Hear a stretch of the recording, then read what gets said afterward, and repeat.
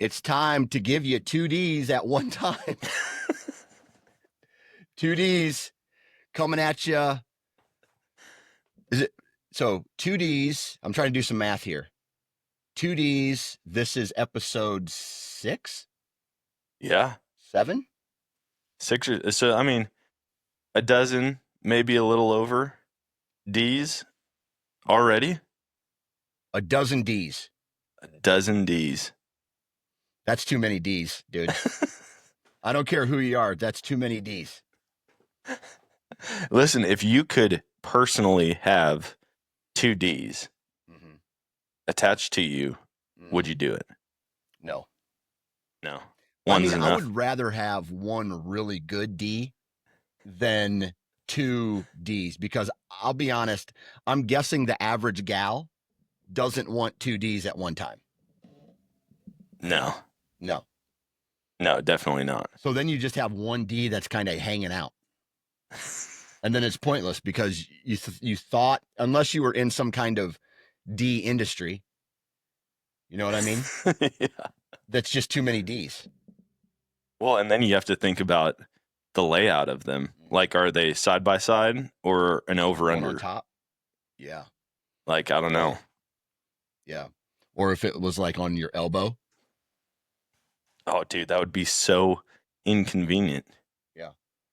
Yeah. I often wonder the way that nature has evolved. And I had a really good conversation with a guy about this a long time ago. It's like, what if all insects, all animals had a dick and balls on the outside of their body, like a butterfly or like a mosquito with a dick? Like, you're getting teabagged while it's stuck in your blood. Exactly. So again, these are just the strange things that I think about, but I'm glad nature. I mean, nature would be way more hilarious if there was just way more exposed genitalia out there from all time. Like, imagine a turkey coming through the woods and the beard isn't the only thing dragging on the ground. I think the Lord was really looking out for animals when he created them. Exactly. Because, like, just imagine if we had tiny little legs and then we were running into that issue. Right. That would suck. Yeah. Yeah. I'm glad humans are made how they are. I heard this a while ago, that samurai, before they would go into battle, they would shove their testicles up into their body to prevent them from getting injured and wounded when they were in battle. I don't know how they got them back out after battle, but it's basically to prevent any additional weakness to the body. Like if you get kicked or stabbed in your testicle, and then you obviously couldn't reproduce. All of my hopes of being a samurai just went down the drain. I'm not interested in being a samurai anymore. Maybe, you know how they always do. No, it's not samurai. That's like Shaolin Kung Fu people. Like, you know how they're all about chi and they're just like, whoa. And then the other guy's kicking them in the nuts. Yeah. Maybe that's what they're doing. Yeah. They're popping them up. And then maybe to get them out, you just take one good stomach shot. Like, you hold your breath and just poof. And then. Dude, if your career on social media or like podcasting doesn't work out, you could be a sound effects guy. Dude, I come up with jingles all the time and it drives my wife crazy. I'll just sing a song. Like, I always tell her anytime she's complaining about being pregnant, I just sing like, "You asked for this," because it was 99% her. And she's just like, I can't sing to save my life, but I could come up with some pretty catchy jingles. Okay, I'm going to give you a product, and I want you to come up with a jingle on the spot. Are you ready? Oh gosh. You got to say, yes, I'm ready. You got to come on. If we're going to do this, we got to be enthused about it. Listen, we'll give it our best. All right. This is early morning stuff right here. Mm-hmm. And you haven't even had any bourbon yet today. Not water Not and a yet. protein shake. That's not very good jingle juice right there. Okay, but your brain is going to have to turn on right now. Okay, Let's do it. A vanilla scented candle. That's what I have in my office right here. A vanilla scented candle. Go. What brand is it? It is Mainstays is the name of the brand. Vanilla, buttercream, and marshmallow is the scent. It has a net weight of 20 ounces and is, let's see here, where does it say? And it has a warning that says burn within sight on a heat resistant surface. I don't know if any of this is helping you right now. No. The good news is it's manufactured and made in the United States of America. Hey, check that out. Okay. That's always Mainstays good. All right. vanilla Here we go. scented candle. If you want a good scent with less money spent, make your room brighter, just get a lighter. That's our vanilla candle. Dude, that wasn't bad, dude. Hey, for the information I had, that's what I got for you. Now good. Imagine someone with a good voice just refining that a little bit. I think though the normal average Joe voice that you bring to the table here is actually a better marketing tool than a professional singer. It's going to resonate. Have you noticed how, I don't know if it's creativity has gone down or people have just tapped into men being total morons. Mm-hmm. All of these super catchy commercials, like Old Spice, for example, their commercials are so dumb. Mm-hmm. And guys are like, that was so dumb. I loved it. Yeah. You know, or Doritos, they do a really good job of it. Like the one, this was years ago, but the one where the guy's eating chips in the ultrasound. Have you seen that one? And it's scanning the baby, and the baby's hand is like following where the chips are. The chips are at, yeah. And then he like throws the chip bag, and all of a sudden the wife is like, bah! And boom, here comes the baby. What movie is that from where the baby just rockets out of the mom? Is that Ace Ventura: Pet Detective? Where it like knocks the guy back? Where he does like CPR on the mother's stomach, where he's just like, boom, and then the baby shoots out. I don't think, maybe it was. Maybe I missed that part of Ace Ventura. Yeah. I don't know. All I can remember from that is the rhino. The rhino scene, which is ironically we've already discussed on this. I forget the amount of conversations I have. I can never keep track of who I talk to exactly about what. Exactly. And when I get excited about something, my wife even says it, like I'm notorious for telling the same story over and over again. Yeah.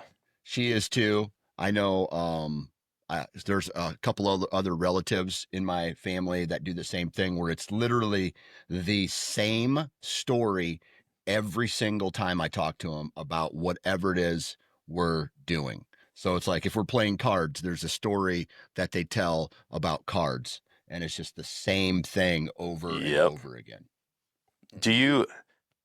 Okay, so like when you're telling a story, are the people in your life kind enough to stop you early on? Or like the people in my life, do they let it get 2/3 of the way in and then they're like, oh yeah, I remember that. You told us this. So I only have 9 fingers, right? My right index finger has been chopped off. And so anytime I meet somebody new, they notice it at some point. I don't go walking around going like, hey, dude, I only have 9 fingers. I only have 9 fingers. But people will, because there's a couple of guys that I've met through my son, me coaching in sports, and they're like, holy cow, I just noticed you don't have a finger after maybe knowing them for a year. So I will tell them the story of what kind of what happened, right? Yeah. And so usually it's with my wife. So my wife, like, she'll say a comment like, "Here we go again. Here we go." Like, "Here we go again." That's another time she's heard this story. The story has happened however many years ago, and she's, I don't know, she's over it. But I tell it anyway because other people who don't know the story are interested in it. So my wife's just kind of like a casualty of war, right? Yeah. She's just, well, I'm married to this guy, and I think I'm just going to walk over here so I don't have to listen to it again. My kids have gotten to the point now where they want to hear stories all the time. Mm-hmm. And so they're like, Dad, tell us a story about this. Except my son, he likes when I tell the story of me running a dog over with my truck. And I'm like, dude, I'm not telling that story to your 6-year-old friend. Like, what's wrong with you? But yesterday, their friends were over. They were eating dinner, and my son's like, tell us a story. And then his friend's like, yeah, Uncle Dan, tell us a story. So I start into this story, and it's a good story. It's an elk hunting story with like a mountain lion encounter, even though I didn't see it. Like, I just knew it was there. And then sure enough, when I came back, the tracks were across my tracks. And I'm like just about to get to the good parts of the story. And one of the kids was like, hey, you guys want to go jump on the trampoline? And they all just split. And so then I'm just sitting there, and my wife is sitting there, and she's heard the story, but I feel obligated to to finish the story. Right. So they don't want to listen to it anymore, but you're telling it. No. Yeah. So I'm like, well, what do I do? And so his friend came back inside, and so then I just pick up right where he left off, and he just came back for like a water bottle. Right. And then he went right back outside. Yep. Did you follow him outside? And were you telling the story while they're jumping on the trampoline? No, I'm not forcing them to listen to my story. But all then right, guys, kids guess. I need to talk to you. They guess the ending before you get there. Yeah. And I'm just like, dude, shut up. I'm trying to tell you. Why don't you wait? And he's like, wait, was there actually a mountain lion? I'm like, just listen, man. Shut your mouth and listen to my story. Yeah, they don't appreciate good stories anymore because everything that they get is in 30-second or less increments. And so their mind is wired to not pay attention to anything, no matter how good it is, for longer than 15 seconds at a time. Yeah. Dumbass. Yeah, they're just social media. I realize that. I mean, I have a short attention span. Unless I'm like actively engaged, if I have to sit and listen to somebody, I'd tune out pretty quick too. But okay, we mentioned Ace Ventura a couple times. I don't think we've talked about favorite movies on this yet. Dude, you're opening up a can of worms. I know. We're going to go down that path today. We need you get 2 movies. Only 2 movies. You get a comedy, because I feel like that there's so many that can fall under comedy. And then you get any type of action movie. That could be like war movie. That could just be battling, like John Wick type of stuff. That could be, I don't know, The Equalizer. Did you see The New Accountant is coming out? Yes, I have seen that. I don't know if I've seen the first one yet. Oh, dude, it is a phenomenal movie. The first one. The first one is so good. When they announced the second one, I was all in. But the first one was so good that I don't think the second one's going to be able to hold up. Yeah. But maybe it will. But I'm telling you right now, I think it comes out Friday. I just discovered that they were even making a second one. And as soon as I thought about that movie, I was like, that's probably one of my favorite movies. Yeah. It's probably top 10 action movies. I'm writing some stuff down because I will forget. Okay. I'm good with that. So how about this? I'll start with my favorite TV show. Okay. So we're doing TV shows too? Well, I was just filling space while you were taking notes. Let's go. I'll jump in on this. Go. The Office. Nice. Period. Like there is I've watched that whole series probably 6 or 7 times at this point. Yeah. And it seems like every other year my wife and I just started over and we watched the whole thing.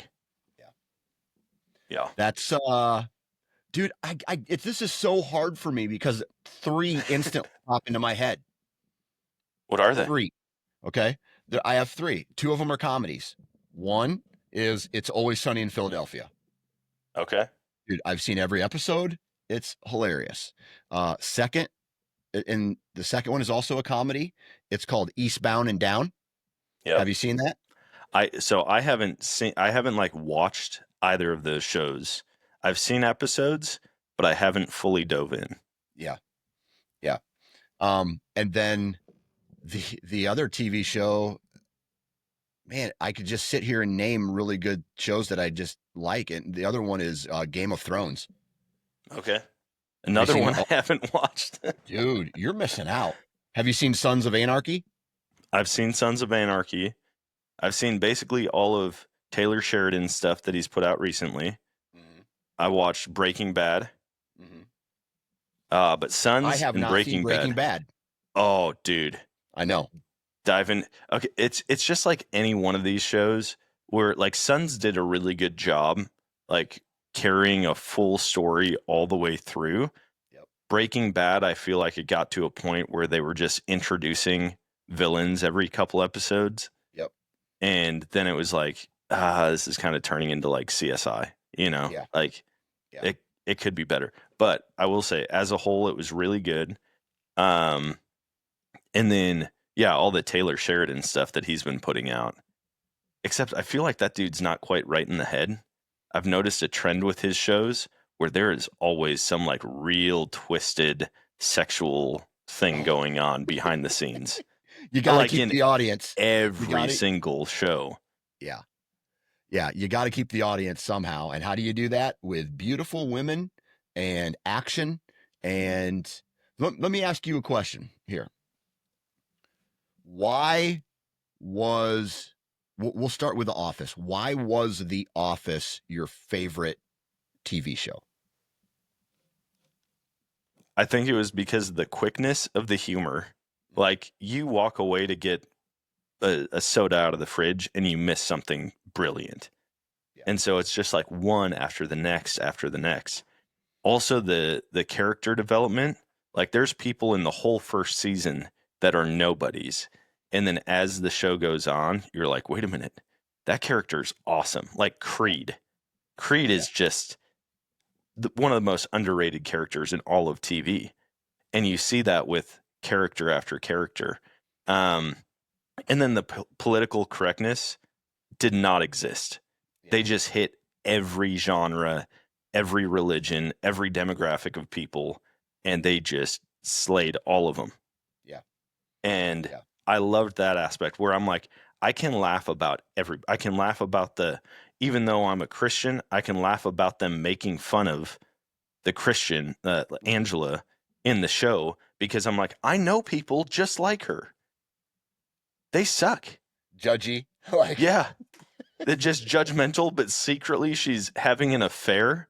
Exactly. I'm like, this is great content. I mean, it's great, like, media. It's great entertainment. So yeah, the things that get me to laugh the most out of The Office is whether it's Michael or usually it was Michael saying something extremely off color, and then somebody like having a reaction and then looking at the camera.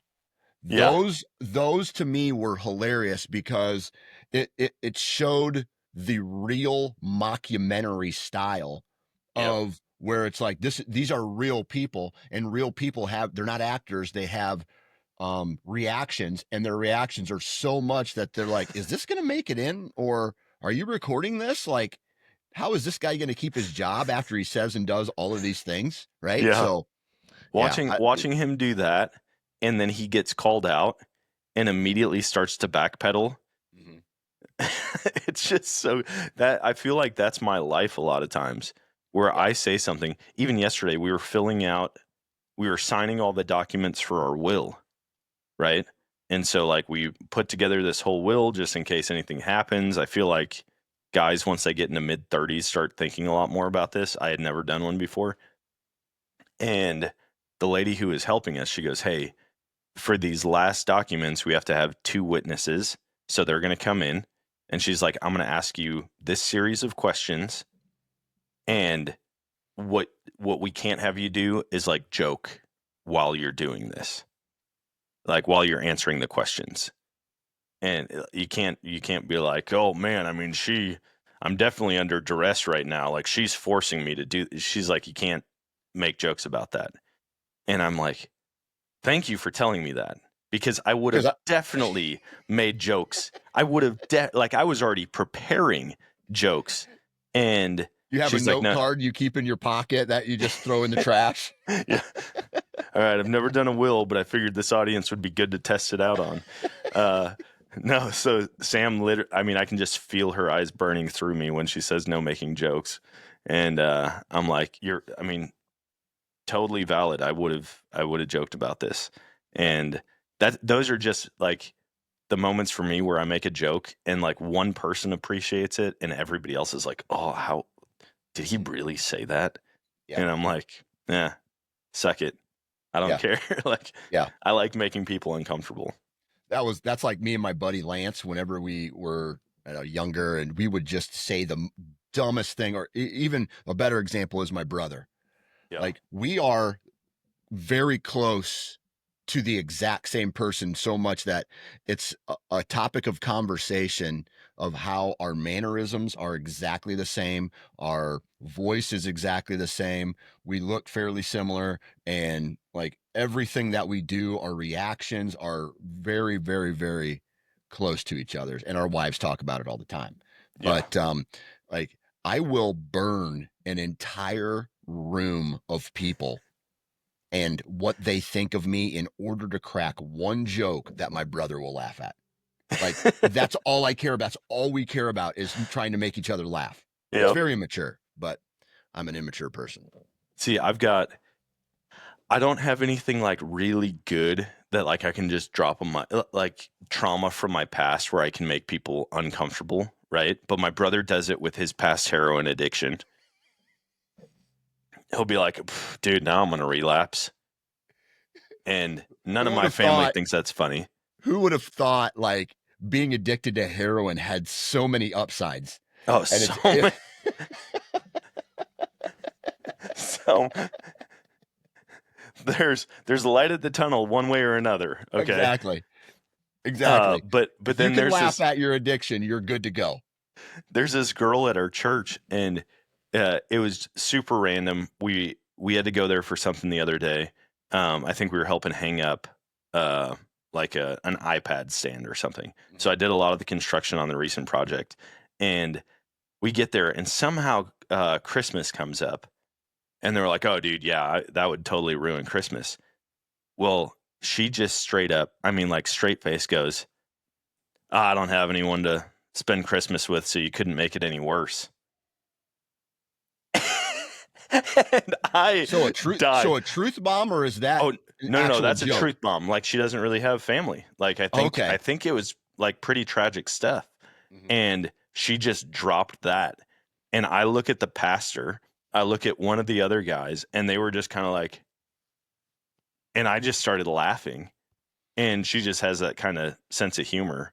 And we left there, and I told my wife, I go, that's one of the funniest things I've ever heard. Like, just in the moment, nobody was ready for it. And I am so proud of her for saying that. Like, that was gold. Do you think that she did that as a joke? Or, yeah.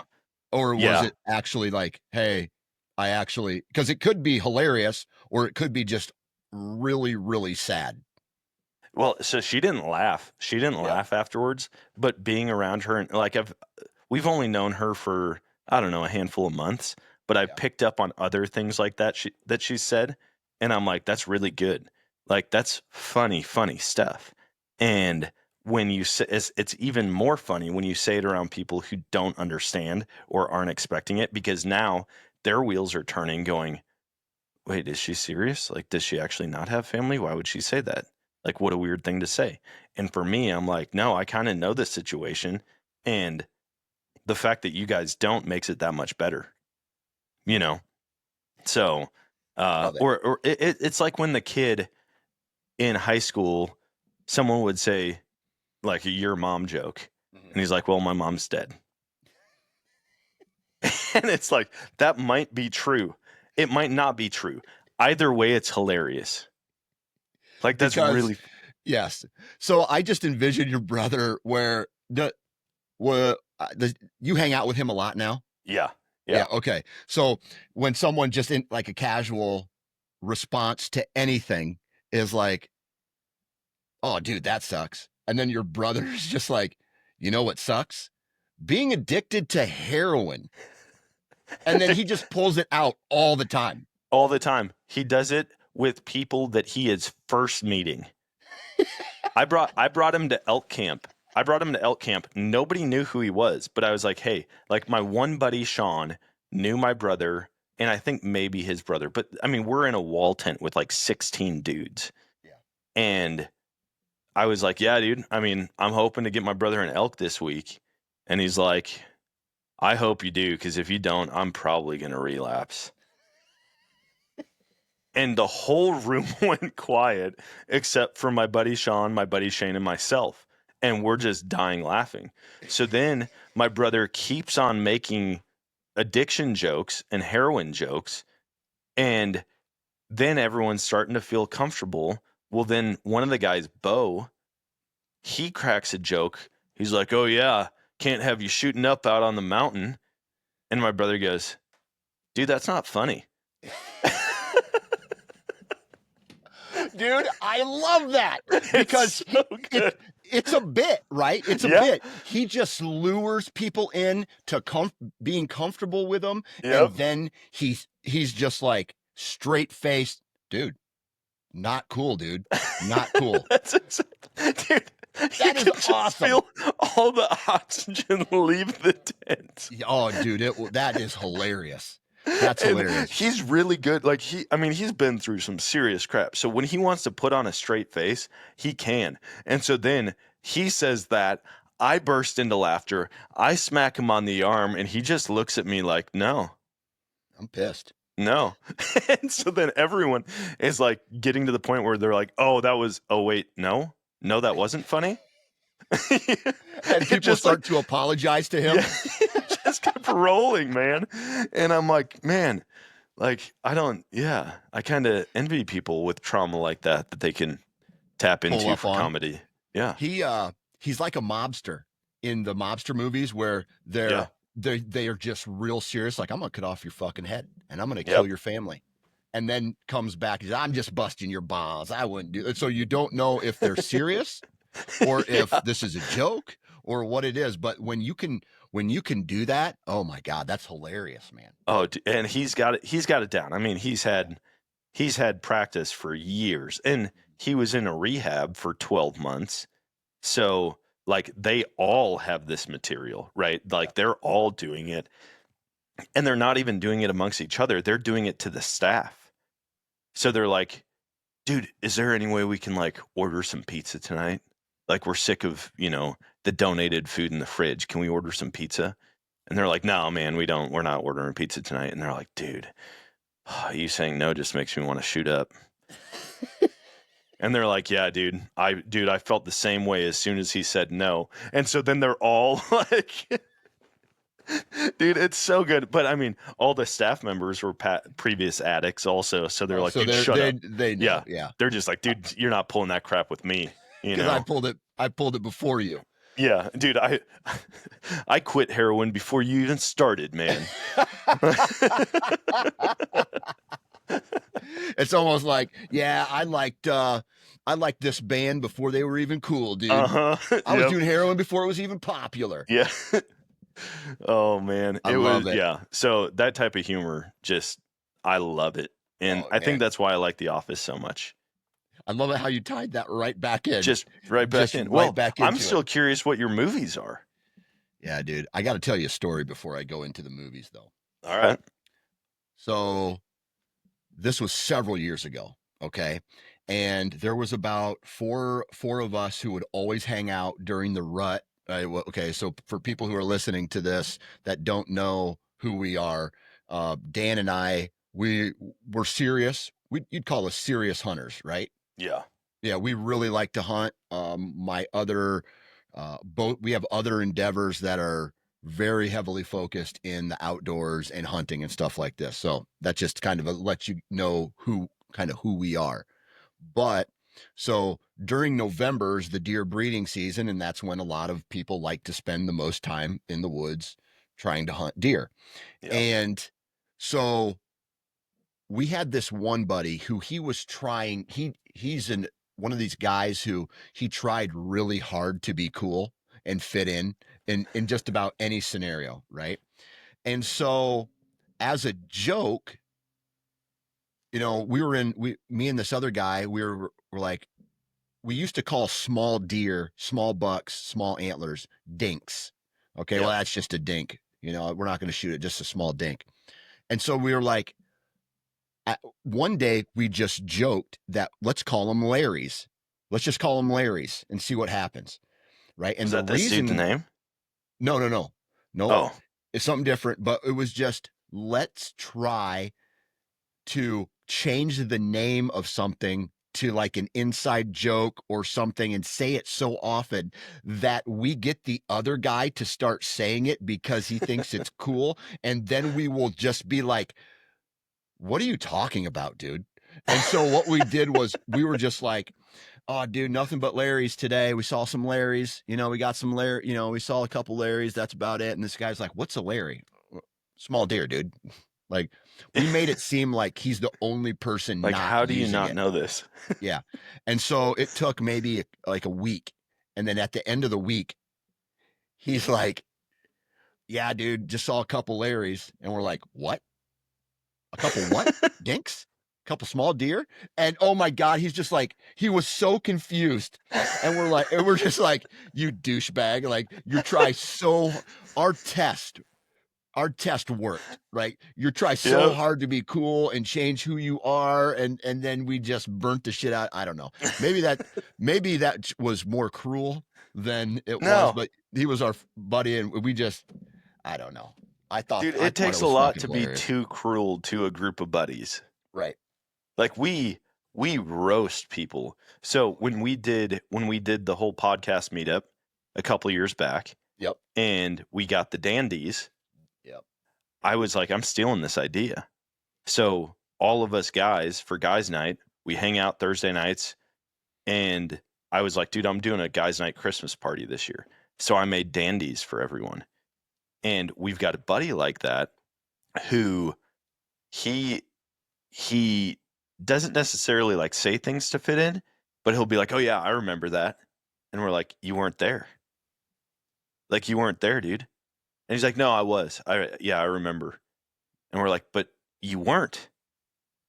And so I give him an award, the I remember that award.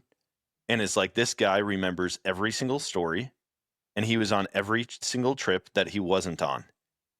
And like, I give him the award, and it was so funny because, I mean, everybody understands, right? All of my jokes were inside jokes that the majority of the group gets.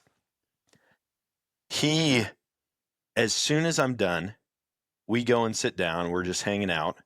And I was talking to my buddy Brad about something totally different. And he's like, "Oh yeah, dude, I remember that." Like, totally. I mean, it's just in him. And we're like, It's a reaction. It's not it's even a reaction. like, yeah. And we're like, "But you weren't, I mean, I just gave you this award." And I figured maybe that would be like, oh, I do that. I include myself in things that I wasn't a part of. And no, immediately he's like, "Oh yeah, I remember." I go, "No, that was just me, Brad, and Will. It was just the three of us." And he's like, no, I was there. I remember we floated this chunk of the river." And we're like, "No, I'm telling you right now, there were only three of us." "Oh, yeah. Oh yeah. No, I was thinking of the other trip when it was like us and then Chris also." I go, "Nope, that was just the four of us." He has fear of missing out Oh, so man. bad that even the past he pretends he was a part of. Oh, dude, it's so funny. And people just, I mean, it's just a common joke. I mean, we all have those jokes, Oh right? boy. Like my buddy Tony, he won't message back that he's not coming to guys night if he's in town. If he's out of town, he is sure to send us a selfie of him in some tropical place. And I'm like, it's like a humble brag, like, oh, sorry guys, can't make it. I'm in the Bahamas on vacation. Sorry guys, can't make it deep sea fishing for blue marlin. Sorry guys, can't make it with the family in Hawaii. And it's like, if he's in town and can't make it, radio silence. Yeah. But you better believe we're gonna know what tropical place he's at if he's out of town. So he's a And bragger. He brags. oh, dude, and Is he a douchebag? He's not. That's the funny thing. He is like the nicest dude. Like Because one he's of the doing douchebag things. dude, one of the best dudes I know. Okay. And we just all picked up on it. We're like, why does he only message when he's out of town? Okay. I'm like, is it because he doesn't have an excuse for not being here? Yeah. We don't know. But it's always like I could go through the feed and it's like one picture after the next of him like, sorry, I'm here. Sorry, I'm here. Can't make it. I'm climbing a mountain. Okay. Let me ask you this question, though. We have man A and we have man B. Okay. One of these men has a watch. It's very fancy. And he shows people the watch all the time. He talks about the watch all the time. And he's low key in it though, right? Now, oh, this old thing, right? Uh-huh. Oh, this. And then we have a guy over here who low key is being like, can't make it tonight, guys. Can't make it. I'm in Hawaii. Click, send. I can't make it, guys. I'm deep sea fishing this weekend. I ain't going to be able to make it. Click, send. If you were to look at these two scientific researched men and say, are they both doing douchebaggy things at that moment? If you didn't know them. Yeah, for Okay. sure. Okay. But here's what I will say.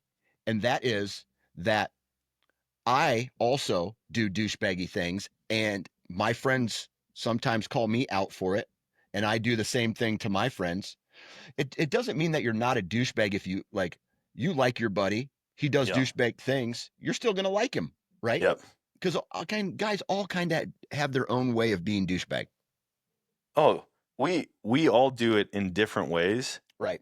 And I think it's good to be called out on it. You need to be. People need to be humbled. And because then it turns into a fun thing, right? Mm-hmm. So like my buddy Tony, now that we've called him out on doing tropical selfies every time he's out of town, now he just goes overboard with it. And then we all roast him in the group chat. And so he gets like, oh, this is like, I realize that I've been doing this whole time. Yeah. And now I'm just going to play into it and make it more fun. And it seems way less douchebaggy now. Mm-hmm. Whereas if it was an unspoken thing for years and years, it'd be like, dude, this is getting old, man. Like, I don't want to see that you're on a boat somewhere or on a yacht or whatever.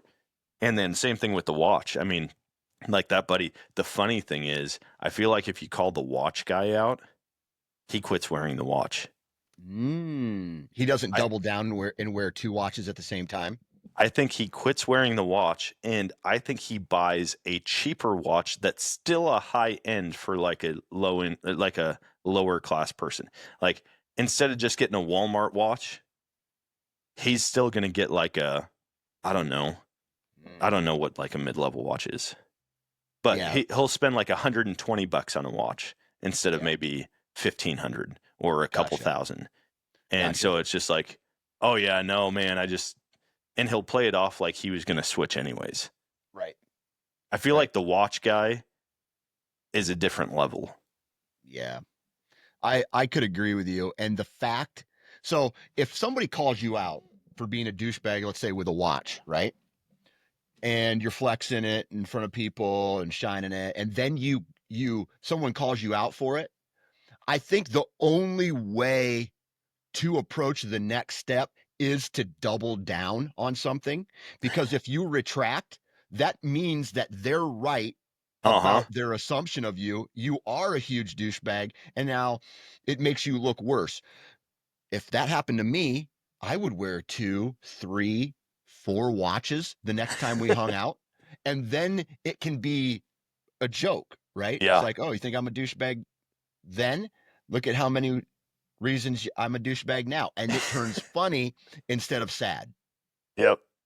I totally agree.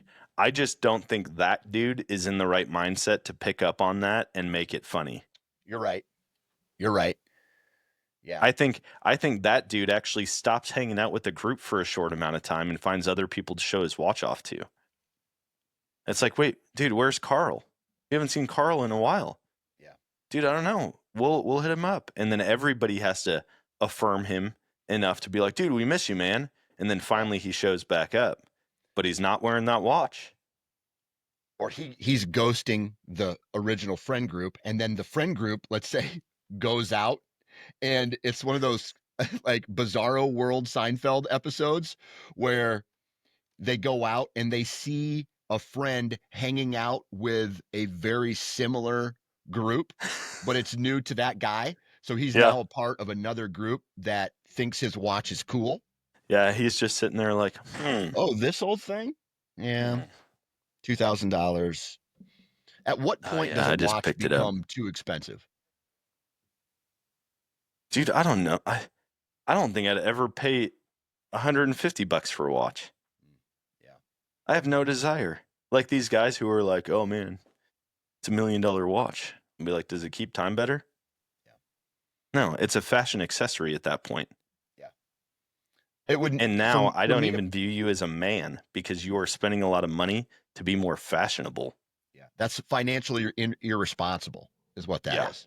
Like, dude, I get it. You got millions and millions of dollars and you want a $150,000 watch. Good for you. Like, if you're into watches, get the watch.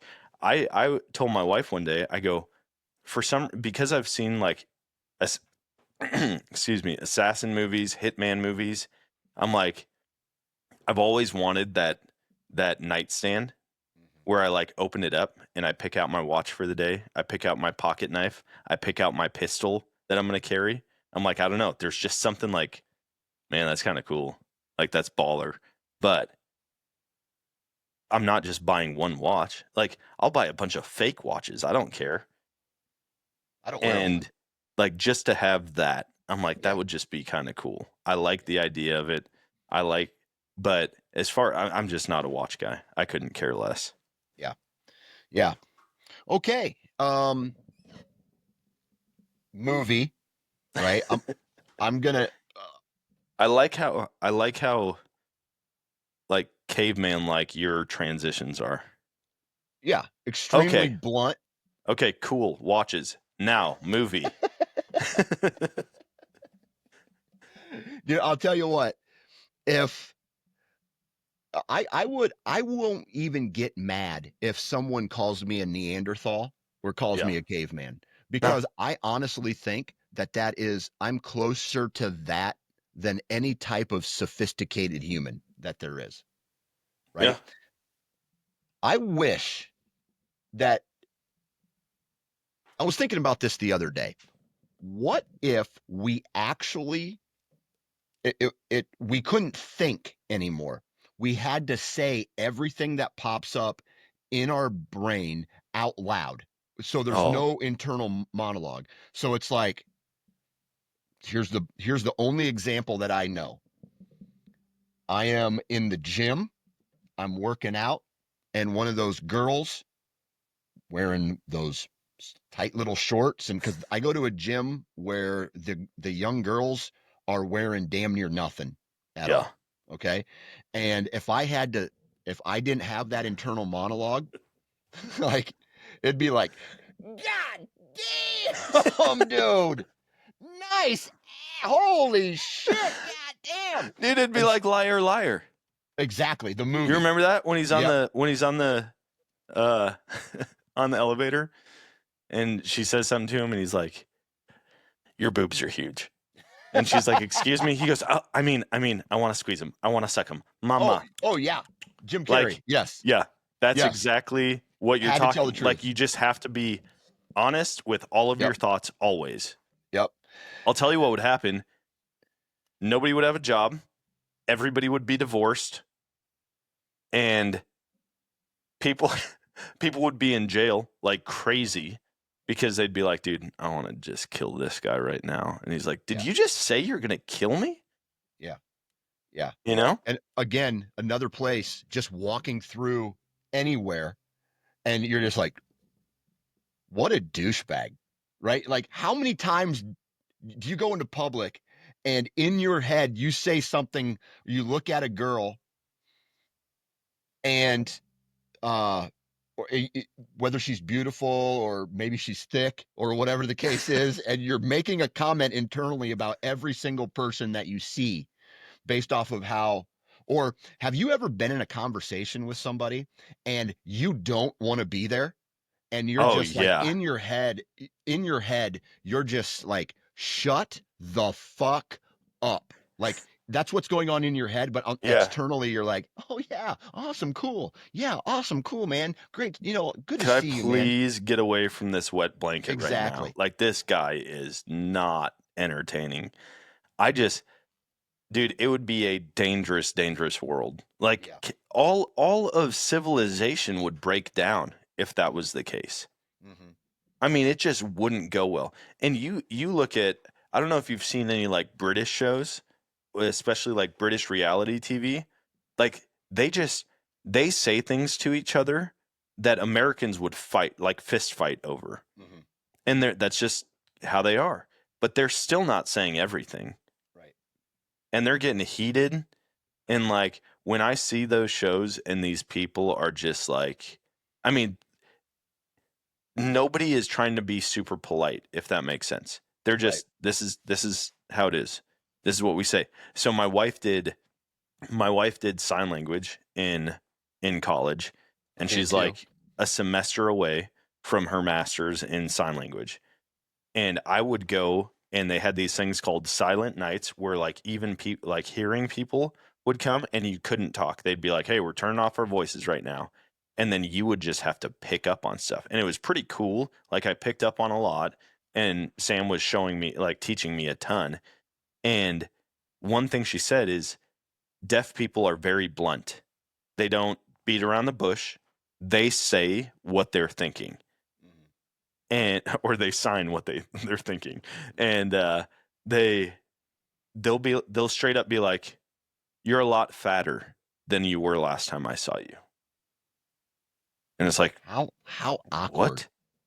And think about that, like in the deaf community, that's common. Nobody's like offended by it. As far as Really? people who can hear, oh yeah.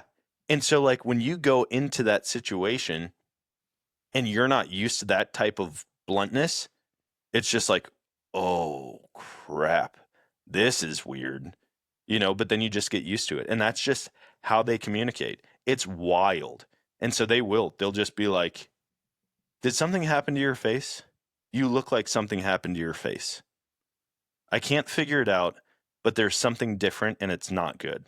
So that transcends like American culture. Because if Yeah. I walked up to a woman and I said, I would love to see you naked, as opposed, like, if I signed it, then it to a deaf woman, it's acceptable. See, I don't know. I don't know if like the sexual side of things Okay. is that, like, I don't think they're just walking up to each other like, I want to have sex with you right now. You know, but with a lot of other things, it's just cut and Hot. dry. It's Huh. not like you're having small talk. It's not, and I don't know why. I I don't don't, like your haircut. Like hundred stuff like percent, that. totally acceptable. They would for sure say that. I don't like this haircut. I liked your old hair better. Wow. That Yeah, blows my mind. That's dude, not it's something I learned wild. from my sign language class. It's either that, it's either the whole deaf community, or it's just the group of deaf people that my wife hung out with, and Mhm. they're all jerks. Like maybe nobody else is like that. Yeah. But she's like, I mean, it's pretty common that they say something and you're just like, and she's like, I had to learn to not get offended by things that they said because that's just how they communicate. And yeah. Imagine if, like, because it's the method of communication that makes that different. Because Yeah. imagine if I came up to Sam and you're standing right there and I said something along the lines of, "Oh, hey Sam, it looks like you've gained some weight." Like she would be offended and then you would be pissed. Like I Yeah. got to hit this guy now, right? And but in the deaf Oh, community, dude, I wouldn't have to do anything. I'd just be like, "Oh, dude, you better watch out, man. She's gonna get you." but if I was deaf, it'd be okay. Yeah, for sure. And Wow. it like the closest thing that I could relate it to is like kids, because Oh, kids will say it. You know, yep. kids will say things that they're thinking, Mm-hmm. and it's like, they're a kid. Also, like, we'll tell them that's not acceptable. That happened with my brother. He was over here. His teeth are all messed up from meth, or not from meth, from heroin. And we were swimming in the pool. This was last summer. And my daughter's like, "Uncle Josh, what's wrong with your teeth?" And I was like, "Oh, dude, that's the one thing that I wouldn't joke with him about, because I know he doesn't like it. And we're Yeah. we're trying to figure out how to get like work done to make it like back to pre drug addiction." And I'm just like, oh. And my brother, I mean, he was pretty cool about it. He's like, "Hey, you little jerk. Sometimes people's teeth aren't as good as other Different. people's teeth, you know, like whatever." And she's just like, "Ah, ha, ha, ha." And so then I had to pull her aside and I'm like, "Hey, we don't really call people out like that." You Yeah. know, like you Yeah. don't want to be that girl. Yeah. So Innocence. yeah. That's crazy, man. That's crazy. Okay. So wait, did you say you did sign language? Yes, I did. Nice. I took 1 year of it. You know, if you don't use it, you lose it. But I took because I needed a foreign language credit in Yeah. college. I needed one more because I didn't take a full lineup of foreign language in high school. So in order for me to graduate it, I needed 2 more semesters of a foreign language. And Okay. so one of the foreign languages counted was sign language. And I felt I'm going to be better at this than trying to learn French or Spanish or something like that. Yeah. And so, you know, I had to go through all of that class. My second teacher, man, she was gorgeous. She was a gorgeous 100% deaf gal. And she was probably like late 20s, early 30s when I was there. And so Oh she yeah. would, So you're all in. You're I like, was "Yep." all in at that point. The first semester teacher was not. The second semester, she was like, I went to class for that. Like I went to She had the class. highest attendance rate of the whole college. Exactly. Exactly. And dude, this is gonna sound so bad. This is gonna sound so bad, but it popped in my head and I have to say it. Like, like how in truly deaf people, they'll sign and sometimes they will vocalize, Yeah. right? So they'll make like a like, Oh no. dude, and I'm sorry, I had to say it for audio reasons. Like they do that, and this one guy in class goes, he looked at me and he's like, "Does that kind of turn you on?"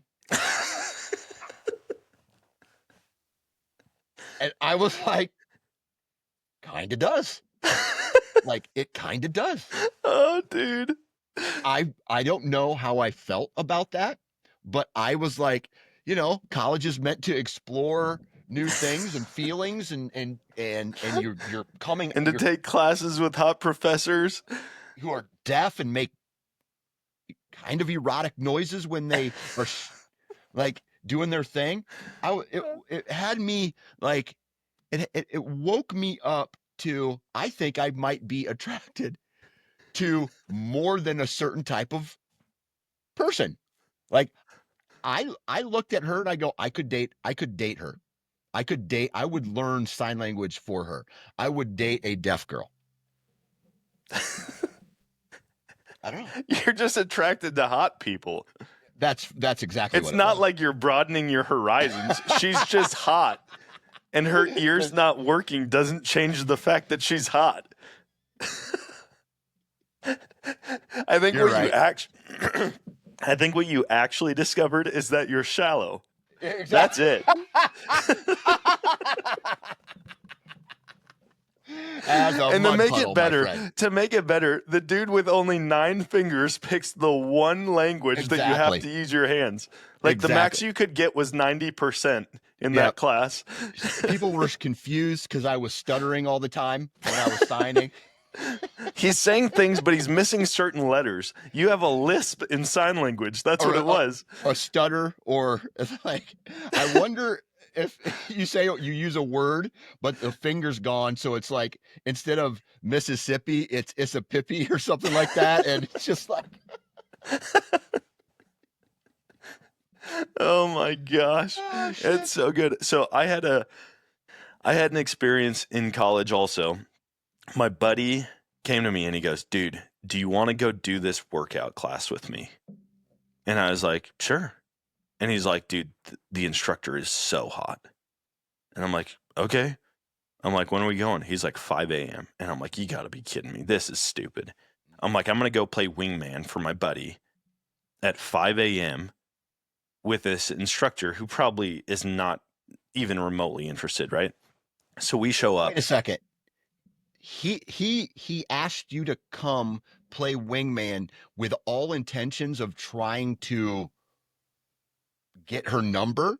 100%. He was trying to impress her, but he also didn't just want to show up to class. He's like, they pair up and then like you do these. I mean, it was like not a CrossFit, but like it was like a HIIT workout, right? So you're doing like floor sweepers and bear crawls and a ton of body weight squats and all this different stuff. And like lunges, like 3 down and back lunges across the gym. And so we show up and it's a pretty big mix of people. There's a lot of older people there. And it's just kind of like go at your own pace, just try to finish. And we're maybe 15 minutes into this hour-long workout class. And he straight up like pulls a muscle, I think in his groin. And now he has to like hobble over to the instructor and explain, hey, I think I pulled something. I'm going to head out. And I'm like, your whole idea was to impress this woman. Instead, you get injured doing a class that all of these old women are also doing. And you have to leave on your first time here. So he leaves, and these 2 old ladies that were working out next to us, they go, where's your buddy at? And these women are like 60, 70 years old. And I go, oh, I think he pulled a muscle. And so he left. And these old ladies go, yeah, this is a pretty hard class. And I'm just like, dude, how do you come up with this brilliant plan, right? And you aren't fit enough to do the workout. Like, you think she's going to give you private lessons to help you? No. And so he left and I never heard him say another word about that lady. And it was kind of like, I punked. totally blew my shot. Then you get punked by some 60, 70-year-old women. Yeah. Right? Yep. You know, the class has claimed another one. Meanwhile, they're working out just fine. Yeah. They just write his name like on the wall of shame. Just Mark. Loser. 14 minutes, 23 seconds. Gone. Yeah. I was like, man, I don't think I've ever been in that position where I'm like, I am going to go out of my way to pursue that person right there. Yeah. It's like there's other hot people. If you see someone hot, there's a good chance you're going to see another hot person. Like, there's not only one out there. The only thing, like, it's funny because when Sam and I met, I didn't go out of my way to meet her. She worked at the counter of the fitness center that I was working out at. And so I would come down and we knew each other through other people a little bit. But then once I started talking to her, I was like, yeah, I could kind of see something here. And then I would just stop every single day and buy protein shakes from her. And she would give me an extra scoop of Oreos and an extra scoop of peanut butter. And I was like, this is it. This is it right here. And gotcha. And then she shot me down twice. Hard. And I was like, all right, I'm out. And then she came running back. So, well, this is crazy right? Because I want to dig into this a little bit. She may have shot you down, but she didn't say no because the extra scoop and this is the way I look at it, the extra scoops in your protein shake, that meant something. Oh, she really so diving into this with her later on. I was older than her. I was friends with her sister. That's how I mean that's like one of the big connections that we had. But I was always like the older guy at that was like unreachable for her. Mm. She viewed herself as much younger, and it was like a 3-year difference, right? But like when I first came down here, I think she would have been a senior in high school or a junior in high school, Mhm. and I was in college with her sister, and so it's like, oh no, I mean, he's too old. Well, then I started coming to I started working out there, and I would stop in, we start talking, and right away I'm like, she's either interested or just very flirty. And it was just very flirty. She was interested in someone else at that time. And I didn't know about it. But anyways, we're like talking and talking and talking. I'm talking for months. I might sit there for 2 hours and get a protein shake and just talk to her. And it wasn't the awkward, like she's ending the conversation, but I'm lingering. It was just like we talked. And so finally one day I was like, hey, I've got to say something. Like, I'm pretty interested in you. And I feel like there's something happening here. And she's like, oh. And I was I was like, just oh, being nice, crap. dude. Oh, crap. And she's like, yeah, I guess, like, I don't know that I see anything. And I'm like, is this like, I don't see anything right now? Or like, you're just not interested? And she's like, no, like, I just don't see anything right now. And I'm like, maybe she just got out of a relationship. Who knows? So I slowed down my protein shake purchases. And after a while, I like walk by and she's like, you never stop by. And I was like, oh, hey. So that kicks it off again. And I'm sitting there for like 3 hours that day talking to her. And that goes on for another month. And one day she's like, so there's this guy that I'm really interested in, and I'm just kind of waiting for him to make a move. And I'm thinking, like, okay, Oh, she said that to you? she says that to me now. Oh, so you felt you're in the friend zone. So I'm like, oh, well, no, she said it in a way that like seemed very passive aggressive, like she was saying, like waiting for him to make a move. Mm-hmm. So I straight up like, hey, listen, I'm still really interested in you. And she's like, oh no, like I was talking about this guy. And I'm like, all right, I'm done. Like I am done, not having this at all. So I just quit. I quit like going by there. I worked at the church that this fitness center was at. And so I was just like, dude, I'm going out the other way. Like this isn't going to get out. Like 2 strikes is good enough for me. I'm out. And we had each other's numbers, and it was like maybe 2 weeks go by, and she messages me and she's like, you know how I said I didn't see anything? Like I really, really miss conversations with you and hanging out with you. Like I definitely see something. And I think I was just trying to distract myself with something else, you know? And like the other guy, she went on like one date and then that ended. Um, and so, yeah, it was like that's the most out of the way I've ever gone was just stopping and buying protein shakes at the counter. Nice. And for her, she's just like it. We joke about it all the time that she just kept shooting me down Yeah. over and over. And yeah, I think that's And here probably we like are. the worst, most awkward encounters I've had with a woman was with my now wife, where Yeah. I like put myself out there and it's just like, I wasn't talking about you. I was talking about this other guy. Right. I'm Right. like, oh, Dude. yikes. Dude. I'll say this. There was a girl when I was in college who I was kind of this is crazy. All right. I'll tell you the story. I really liked her a lot. I thought she was cool. I thought she Yeah. was funny. And I think what happened was I showed too much interest and I got put in the friend zone. Dude, that's the Okay. worst. Yeah. Yeah. And so I was doing the dumb shit that guys who often get put into the friend zone do, like be friends with her, right? Instead of being like, hey, did I, like it's either we're either together or not, right? Like I didn't set boundaries, so I got put in the friend zone.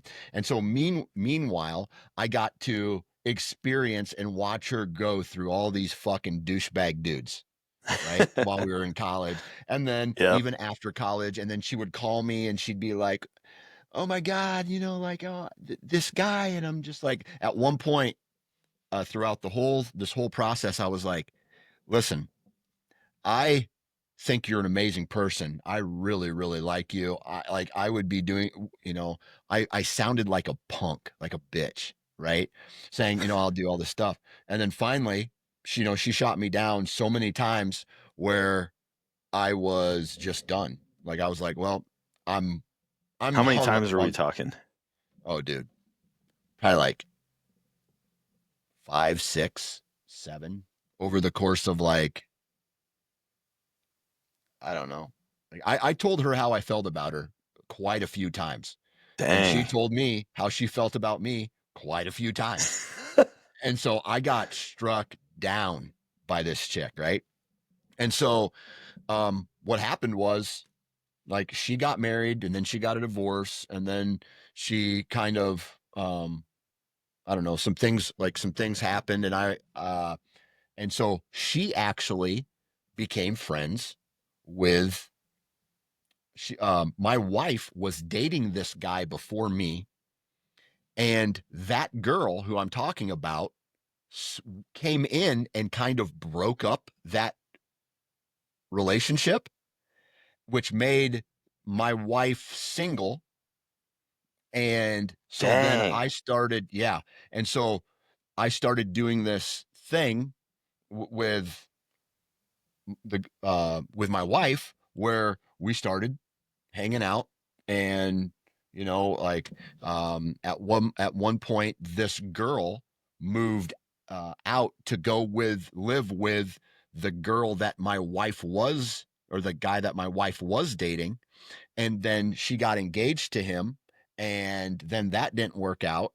And so I moved in when that girl moved out. I moved in there, and that's where me and my wife's relationship started. Dang. Yeah. Okay, so we were first roommates.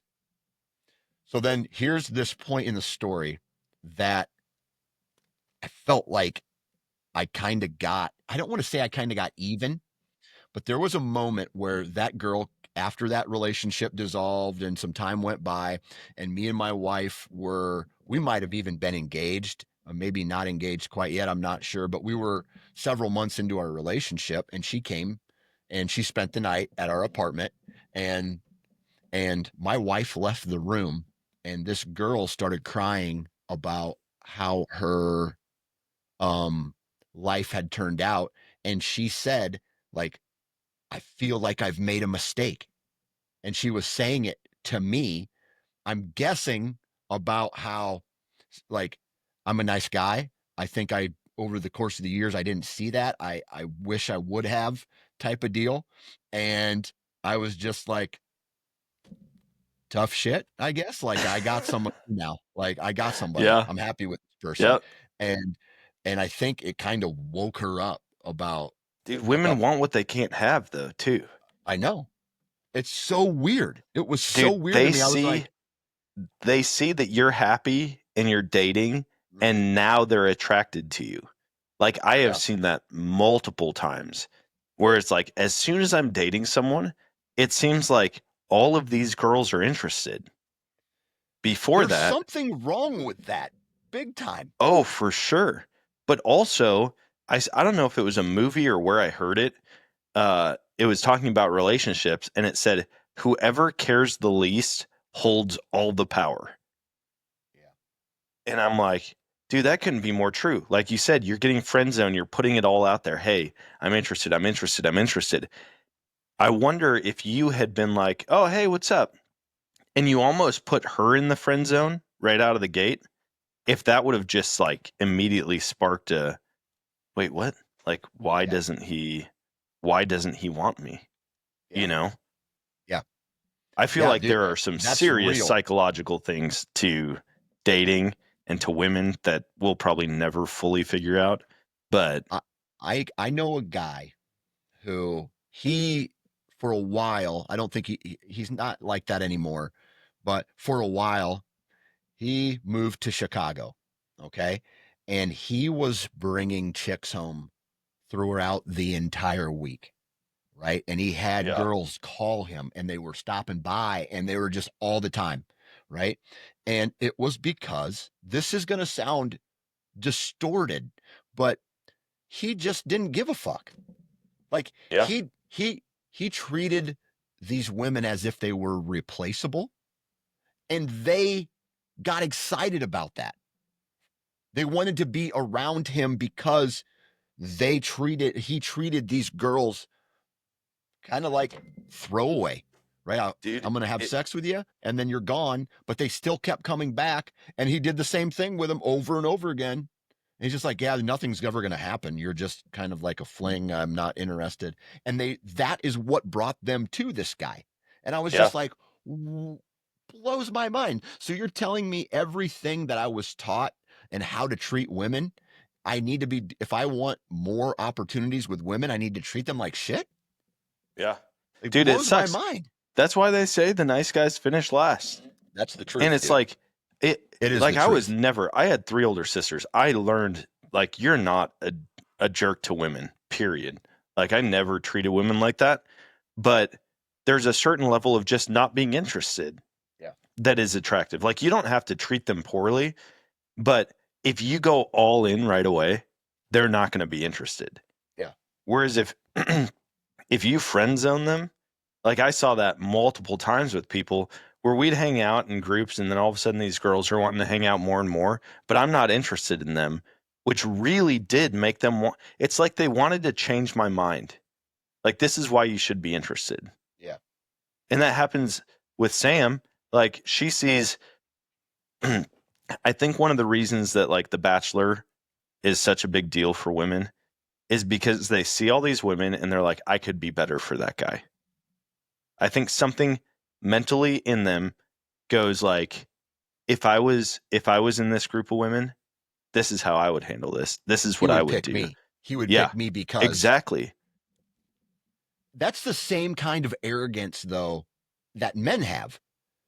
So really, we are the same. Like men are obviously ultra physical, and women are more emotional. And so, Yeah. but they just do it on different, they're doing the same thing just on different levels, man. Well, It's twisted. women are trying to get a lot of the emotional stuff out of a man. Men are trying to get the physical out of a woman. But you look at any situation and you can go, this chick is like all about this guy. He will get whatever he wants out of her because she cares a lot. On the flip side, a guy, you and this girl, she could come to you for emotional support, like, "Oh, Dan, I broke up with this guy, blah, blah, blah." She can come cry on your shoulder, and that's what she wants. She wants someone there for her emotionally, and she could get whatever she wanted out of you on that front because you were so invested. And it's Yeah, like buddy. men and women just use each other for different needs, physical or emotional, and it's all about who cares more. They're the ones who are going to get sucked into doing whatever the other person wants with no reward for themselves. Hmm. I need to start paying less attention to my wife, I think. I need to, I I'm don't. serious. Like, I She feel might be like like, "Oh, finally, he's going to leave me alone." I wouldn't doubt it. I Listen, mean, I think, hold on, before you dive down that rabbit hole, I yeah, think this works really well for single people. yeah, Once you're married, I don't think there is any true recipe. yeah. You're just screwed, period, no matter Yeah. what. Like, and that's Sam and I, why oh, go ahead. Sam and I did premarital counseling, and I always told her, like when we were dating, I said, "Hey, like as a man, probably my top need is to be respected. Like men need to be respected." And she was like, "Well, as a woman, like I need to be loved." She's like, "If I know that you love me, I will forever respect you." And I said, basically, like if you always respect me, I will always love you. And so we go and we sit down with this couple that we knew. And it's like the first day of like, I think probably 4 or 5 dinners that we did with them where they're kind of coaching us through like what marriage is all about and how it's not just like you're a couple of horny kids and you just want to be together 24/7. And we sit down and he goes, Sam, what is Dan's biggest need? And she's like, to be respected. And I mean, like all that confident, like smack the table, respect. And he goes, no. She's like, wait, what? And she looks at me and I'm like, I don't know what he's about to say. And he goes, it's sex. And I'm like, well, okay, yeah, if we're throwing that in for sure. And he goes, sex, sandwich, sleep. That's all a man needs. And they're going to be good to go. Like they'll be happy. And she just had so much confidence going into it. But then even now down the road, I'm like, yeah, sex is a huge part of it. But if I feel respected, I'm going to love her better. If she feels loved, she's going to respect me more. Right. The good thing about men is you can show your respect to a man through sex. Like, for sure. That's how men connect with women. And I'll tell you this. I'm glad you had it with women. I know. But that's how men connect with women. Yeah. With women. But you get what I'm saying here. And I always feel that I always feel like, we're getting a divorce. Okay. The first thing my mind goes to is there's the sex in the marriage is not there, because if there was enough sex in a marriage, the man would be satisfied, right? Like, that's the way I look at it. I mean, how often, like a sign of disrespect would be, so I heard this the other day. A man going out and having sex with another woman is equal, let's say adultery or cheating on her, their wife, is the same as a woman withholding sex from their husband because they're pissed at him. Whoa. It's the same thing. And I heard that and I was like, that kind of makes sense. Because what you've done is you've weaponized sex instead of using it for what it's supposed to be for, in my opinion. Like in any marriage, right? Is a man needs sex in a marriage because we are physical creatures, and that is how a woman says we respect you and we love you. And that's how a man accepts that, right? Yeah. And so a man then, how he treats a woman is, you know what? I'm gonna tell you that I love you, and I'm going to show you that I love you through maybe doing some dishes around the house, or by taking you out to a nice dinner, or things that are more possession oriented. You know what I mean? Yeah. Like trips and stuff like that. And that's how a man. I don't know, and that may sound women pretty vain, but it's kind of true. Like, I don't know a lot of women who are just like, hey man, bone me and make me a sandwich and I'll love you forever. Like, women aren't like that. Right. Yeah. And so and if you are like that, good for the man who married you. Right. And so I don't know. It's just trying to figure out this is like, I'll just say this: marriage is hard. Yeah. Marriage is very hard, and trying to find balance. The thing is, if people are willing to put in work, 100%. even just a little bit, I'm like, the divorce rate blows my mind. It really does. And I'm like, you're going to have to go and go through all of this with someone else now. Mm-hmm. Like all over again. Yep. And they're not the problem. You together not meeting each other's needs are the problem. Her needs might be communication. They might be feeling loved. They might be quality time together, and you're not providing that for her. Your need is sex, and you're not getting that from her. And you think that I can go and get it somewhere else, but ultimately that's not going to end. Like, you're going to have to do all of the same things that she is wanting you to do for her for someone else to keep them around. Yeah. And for the woman, you're going to have to do the same thing for another man as he's wanting you to do for him to keep the other man around. Yeah. You're just excited about it because it's new in the moment. Right. But that's why divorce rate is like almost double what it is in a second marriage. People think, oh, it's because of the person that I was married to. It's like, no, it's because you guys can't figure out how to be a little bit more selfless every now and then. Exactly. I feel like there's always one person.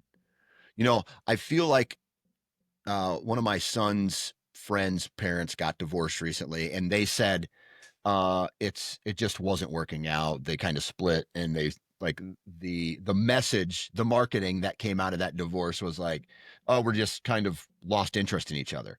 Well, I don't believe that. My opinion is that there's one person who puts in a ton of work into the relationship or into the marriage. There's one person who doesn't. And then eventually, what happens is the person who is putting in a ton of work gets sick of not getting, like, having that work put in back to them. And then that's when there's tipping points. Yeah. I feel like divorce just comes down to laziness. You get lazy in the way that you're dating your spouse or treating your spouse. 100%. And that's when it's just like, dude, it's just easier to not. It's easier to not be in this anymore. Because the alternative is working at it and communicating about it and maybe going and seeing a therapist about it and working through it with them. And it's like, dude, that's a lot of work. Yeah. Yeah. You know what else is a lot of work? Work in order to pay child support. That is a lot of work. You know what else is a lot of work? Trying to find another single person who matches your values and your desires and your dreams in today's society, where people are literally writing contracts, giving permission to kiss or to have sex so that nobody gets in trouble. Yeah, it's nuts, man. Like, but what? I could, dude. What you're, I get it. I get it, but I'll play devil's advocate here a second. There comes a time, though, where I feel people feel so alone in a marriage, and they feel so sad because maybe they've put in work or maybe they've not put in work, and they feel like the trouble of going through all of the things that you've mentioned is greater than staying in some place that truly makes them unhappy. I mean, I could see that. The problem that I have with it is, like, at that point, it means you're realizing that you should have never been married in the first place because you're not willing to do what you said you were going to do. Like, the vows, I don't think are just like, oh, I death do his part. You know what I mean? I saw a thing the other day. The guy goes, guess what? Sometimes the vows keep you in the marriage, not the other way around. What do you mean by that? Sometimes it's not like we are staying married, committing to our vows. I mean, think about it. Everyone wants the easy way out. In most wedding vows, there is for better or worse, for richer or poorer, in sickness and in health. You look at the 3 reasons that people are getting divorced: financial reasons, there's a death in the family and someone can't cope with it, or there's major sickness, and then just hard times. Like, that's better or worse. Yeah. You're going through the worst, and your vows should have been, I will stick with you for better, richer health. Yeah. Because when the other 3 pop up, there's a door that I can walk out. And it's like, no, our vows are keeping us in this marriage. We vowed this. We're going to stick with it. And dude, when people do, it's incredible when, like, that light switch moment happens and they're like, no, this is forever. Sam and I said divorce is never an option, period. Like, unless it's abuse, unless there's, like, legitimate emotional, physical abuse, or we start cheating on each other. Like, those are the only outs for us. Yeah. And so, like, sticking with those vows, I just feel like if you if you can't for a lifetime commit to those vows, you should never get married. Yeah. Period. Yeah. Because at that point, it's not just you, it's your kids that are affected by it. It's your spouse. It's future generations. Like the statistics of kids from a divorced family have, I don't remember what the exact numbers are. It's like 73% higher rate of divorce when they've come from divorced family. Yeah. I'm like, so now you're affecting the next generation and the following generation because it's just going to be over and over and over. Yeah. And I mean, there's people who don't want to marry someone from a divorced family for that reason. Yeah. Because it's like, is this a deal breaker for you? Because statistically, I'm going to be more likely to get a divorce. Yeah. Let me ask you a question. Did you ever have a parent sit you down and say to you, this is what marriage is? Like, because everybody gets to see the fairy tale part of a marriage. Yeah. Right. And everything that's showcased is love and, oh my God, so beautiful and shit. And then reality hits, and it's really more about survival than it is actually love and, oh my God, this is beautiful. And like, because all that shit does wear off at some point, and you have to find another way to love somebody, right? Other than Yep. the like I say, the honeymoon's over, right? So when the baby's crying, and he's been crying from 2 to 4 in the morning, the whole house is up. We're both exhausted. Like 3 kids are sick, or all this thing. People get let go of jobs, and the stress really hits. Nobody talks about that shit. No. And I never had anybody talk to me about that shit. And so I will tell you right now that my main goal in life is to pass the reality of life and marriage and relationships and work and all this stuff to my children, because I don't feel I don't feel like, because I come from a family where my mom and dad got divorced, and then my mom remarried, and then she got divorced again. So kind of piggybacking on what you said. Yeah. And the second one was very warranted. The first one, when her and my dad were married, I don't know what broke. I really today still don't know what broke that up. But like, no one has ever sat down and said, this is what to do when times get hard.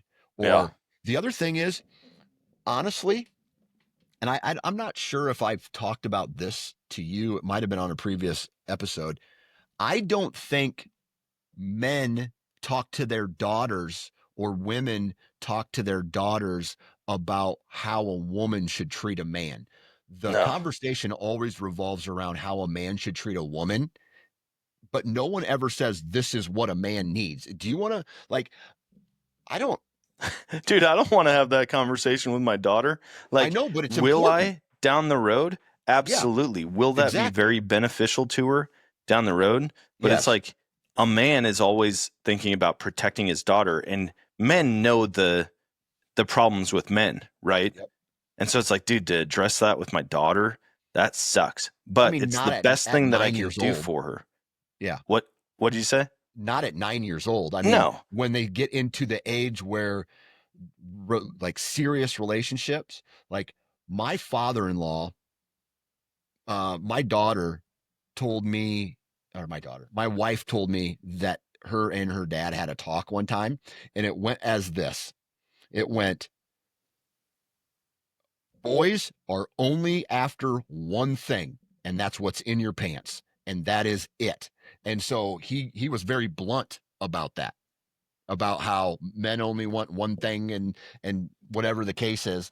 And so I feel like, as a man who used to act like that, I have the most knowledge to share with my daughter about what men want, and how to pick up on cues that how a man really does like you and really wants to be with you, not just get into your pants. Yeah. Yeah, So I feel like it's a good conversation to have coming from the mother and the father, yeah, but it can do a lot of damage from the mother if that mother isn't a good spouse. I agree, dude. Like 100%. I look at my marriage, right? And Sam really understands what my needs are. And I feel like it's the same thing for me towards her. Like I understand what her needs are. And in the time when our daughter's going to get married, for her to sit down with our daughter and be like, "Hey, listen, sex is a great thing. It shouldn't be weaponized. It shouldn't be withheld. It shouldn't like this is something you guys should enjoy together. This is something you guys should do as a couple to bring you closer together. Talk about respect, talk about all these things." For me to sit down and talk with her, like I feel like that is the best situation that could possibly happen. Now, if my wife was a bitter hag that just didn't ever want to have sex and she goes to my daughter and says, "Oh my gosh, they just want it all the time and it gets so annoying and blah That's blah." horrible. That I'm would like, be horrible. you could derail your children's marriage like that. You're putting these thoughts in their minds that they need to work through on their own. And it's like, hey, there's times where you don't want to. There's times where I don't want to sit down and talk about whatever my wife is thinking about. But guess what? I love her, so I do it. Mhm. I don't have to want to, but I have to willingly do it. Yeah. And to have that give and take. I mean, I'm super pumped for when my kids find someone that they love and decide they want to get married. Like I look forward to those days, even though they're so young right now. But like I didn't have any of these conversations. My parents never talked through this stuff with me. I saw them work through things in marriage, but like I never had a single. I mean, we didn't talk about finances and like I didn't get set up for marriage, period. The only way that I would say I did is even when things sucked, they worked through it together. Yeah. So like my dad was gone. He was an over the road trucker most of my life. Like he was gone 5 days in a row. He'd be home for a night, he'd be gone again. And watching my mom raise five kids throughout that, I'm like, dude, this sucks. Like I can't imagine. Then he got a job locally, so he would be home. Well, at one point we were in between houses. We had a tiny little pop-up camper. It was a Jayco, and all seven of us lived in that for a long time while we were in between, like selling one house but hadn't found a new house to buy yet. And I'm like, dude, we had fun.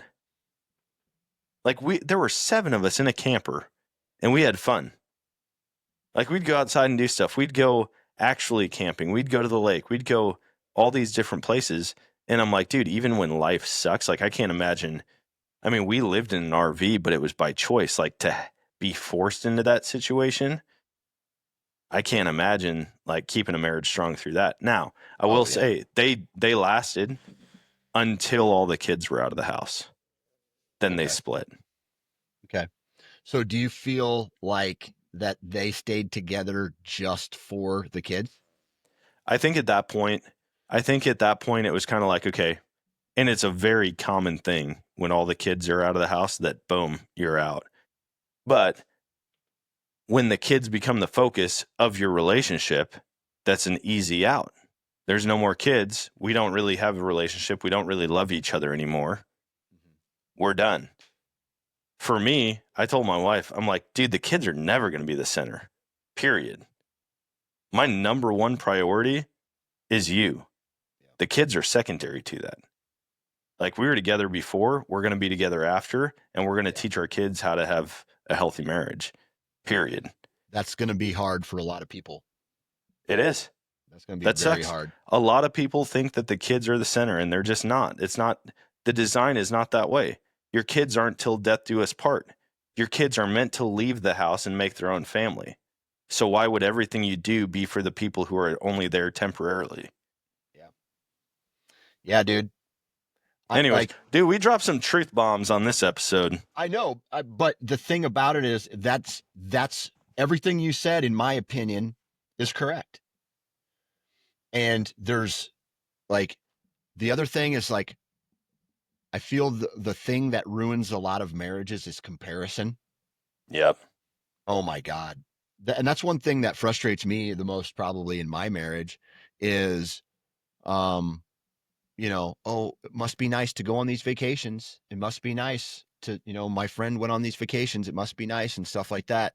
And then to see that, like, that's pretty frustrating, especially because you can't compete with people on financial levels. And I'm sure Yeah. there's people saying that same thing about, I don't know, I'll just use my family as an example. There's people who are looking at us going, oh my God, it must be nice to do what they do. Right. And so that goes both ways. It can Yeah. go up and it can go down.